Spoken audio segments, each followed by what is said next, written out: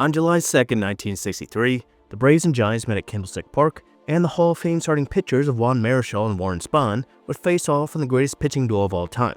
So let's look at that historic pitching duel that spanned 2 days. Totally sports-esque. Major League.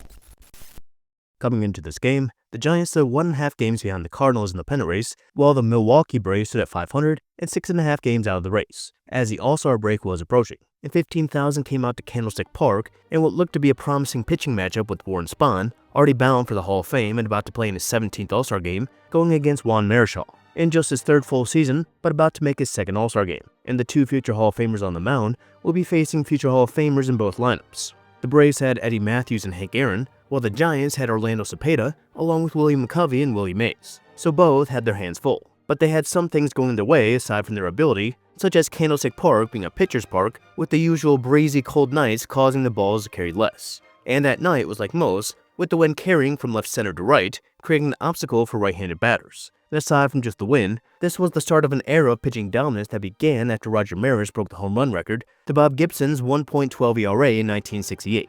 And a big reason for this was the strike zone expanding from the knees to the armpits to the knees to the top of the shoulders. So there was a lot going their way, but no one could have imagined the duel they were about to witness. Marichal went through his normal warm-up routine on the bullpen mound, while Spahn did his normal routine of throwing 5 warm-up pitches, then taking the time to talk to someone, saying the more pressure he feels, the more that he kids around. Both pitchers weren't overpowering, but they controlled their pitches, and their unique deliveries were deceptive. And they would both cruise to the first 3 innings, both giving up 1 hit, with Orlando Cepeda getting past Spahn's famous pickoff move to steal base, a pickoff move that brought caution on the likes of Jackie Robinson and Lou Brock. And the factor of the wind became apparent when the 4th inning started with Hank Aaron hitting a deep drive to left that would be caught. He probably has 756 career home runs without the wind. Marichal got the other Hall of Famer in Eddie Matthews next, but a walk and a single put 2 on with 2 outs, with Dale Crondell coming up, Spahn's personal catcher, who had only hit .201 that year, and he would hit a single to center after Willie Mays opted to catch it on a hop rather than dive, and on a perfect strike, he would get Norm Larker out at the plate. Marichal saying how nice it was to have someone like Mays behind him, as that play would end up being huge in creating the legend of this game. Marichal and Spahn weren't really dominating through 6, Marichal giving up 4 hits and striking out 4, while Spahn gave up 2 hits and struck out just 1. But there were still zeros on the scoreboard, and after Crondell would be thrown out at second on a missed hit and run, it again ended up being huge when Warren Spahn, a good hitting pitcher, hit a double that would have scored a run. A double that hit off the right field fence, actually with the 8 of the wind, considering the direction it was heading. But he would be left on base, and after getting out of the 7th, despite giving up 2 hits, a scoreless 8th sent things to the 9th tied at 0. Marichal got a 1-2-3, and that sent things to the bottom half, with the Willies coming up. Willie Mays would ground out, then Willie Mays came up, and he would hit a shot to right that went with the wind, and the ball would fly somewhere over the foul pole. And though Giants fans and players thought it was fair, the umpire ruled it foul. A tough call to make on one that goes over the pole that appeared foul when it landed. But after protest, nothing changed. And despite a Felipe Alou single, the Giants couldn't score, sending the game to extras scoreless. Neither pitcher striking out a batter from the 7th to the 9th, Marichal giving up 6 hits in the game, while Spahn had given up 5, both getting out of jams and getting good breaks that led to 0 runs through 9. And neither was leaving the game, which wasn't completely out of the ordinary. Spahn pitching 80 innings past the 9th in his career, including losing a game where he pitched 15.2 innings in 1951, then losing another where he pitched 15 in 1952, while Marichal would pitch 31.2 extra innings in his career and lost a 17-inning game in the minors in 1959. So they were both ready, as both dealt with the cold as things crept closer to midnight, and both will continue to cruise. Marichal retired 9 straight from the 10th to the 12th, while Spahn gave up just 1 hit, and neither wanted to be taken out. Marichal being motivated by the fact that Spahn was 42 years old, while he was 25, and he couldn't let him outlast him, with neither manager considering having someone warm up. And between innings, Marichal was not drinking much water because he said it hurt his stomach, while Spahn would sneak away and would light up a cigarette while chewing beech nut gum, continuing to add pieces that made it look like he was chewing tobacco.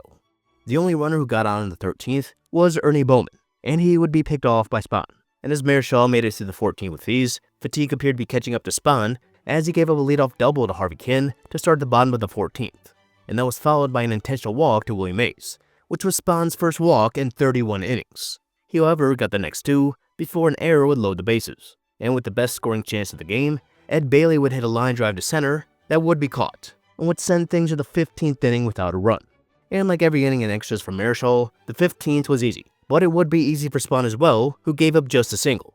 And things went to the 16th inning at 12:20 a.m., with most of the fans still there, as the wind began to die down. And at the time, there was a curfew rule, stating that no inning could start after 12:50. Marichal had to work quick, and once again, he did, giving up a hit, but retiring Norm Larker to end the inning. Marichal thought any of the last 3 innings could be his last, but he was confident this one was his last. As Willie Mays said, he would win this game for him. Spahn was still out there to start the 16th, and he got Ken out on one pitch, using the screwball which extended his career. And before Mays came out to bat, Marichal told him to hit one out, as he hadn't got a hit in the game yet. And always dangerous, it was more so here with the tiring Spahn, who would throw another screwball, and this time it was hit hard. Alvin Dark said it was hit hard and down the line, about 30 feet in the air. And though you couldn't always tell if it was a home run in Candlestick Park, this time you could, as it would clear the fence, and an all-time pitching duel came to an end in the 16th inning with a solo home run by Willie Mays to win 1-0. Ending 4 hours and 10 minutes after the first pitch, the 2 pitchers who started the game would end it, with Warren Spahn pitching 15.1 innings, only striking out 2, but walking just 1 intentionally, and surrendering 9 hits, including the only run on a home run, as he threw 201 pitches and would record a 97 game score. Juan Marichal threw 16 innings, striking out 10, walking 4, and surrendering 8 hits, but no runs, as he threw 227 pitches with a game score of 112, which is tied for the 21st highest ever, with every pitcher ahead of him throwing at least 14 innings, with the only other time a pitcher would throw 16 innings again being Gaylord Perry in 1967, who threw 16 in a 21-inning game, and is very doubtful that will happen again, as he was the winning pitcher in a game that unfortunately had to see one of them lose, as Willie Mays disappeared quick after hitting the home run, and also saving a run earlier, as the crowd applauded both pitchers along with themselves, as fans received the quality Candlestick, an orange badge that was given to those who survive an extra-inning night game at Candlestick. Spahn's teammates waited for him to finish an interview and would give him a round of applause. The thing that made it so impressive even though he lost was that he threw 15 shutout innings at the age of 42, facing a lineup with 3 Hall of Famers who would end up finishing well behind the Dodgers in the pennant race, and 4 better than the Braves. The pitching duel making headlines across the country, and what didn't appear to be a huge deal going in, as players didn't have much time to reflect on the game they just played in. That was naturally exhausting, with Spahn spending hours drinking beers in the locker room after, while Marichal took a long shower and let hot water pour on his arm. Their arms not receiving the care they have now, but they also didn't throw near as hard, which makes a 16-inning game now all that less likely. It was a game that is incredible just by a quick skim through the box score, but also the fact that you have the pitcher who had the most wins in the 50s going against the pitcher who won the most games in the 60s, with 5 Hall of Famers in the lineups, and though they didn't know yet, there would be 2 Hall of Famers on the mound, starting the game on July 2nd and finishing it on July 3rd, a game similar to many seen in the dead ball era, where pitchers threw just about every inning, and often low-scoring games. Only this one came well after that era ended, and was really the beginning of the end of those types, with the 2 who were on the mound, and their age gap adding to the lore this game had, as Warren Spahn loved to keep everything, including the game ball from all of his 363 wins, but he does not have 364, as Willie Mays will give Juan Marichal the win in the 16th inning of the best regular season pitching duel of all time. Hopefully you liked this video, and if so, please consider liking and subscribing for new videos every week. Thank you.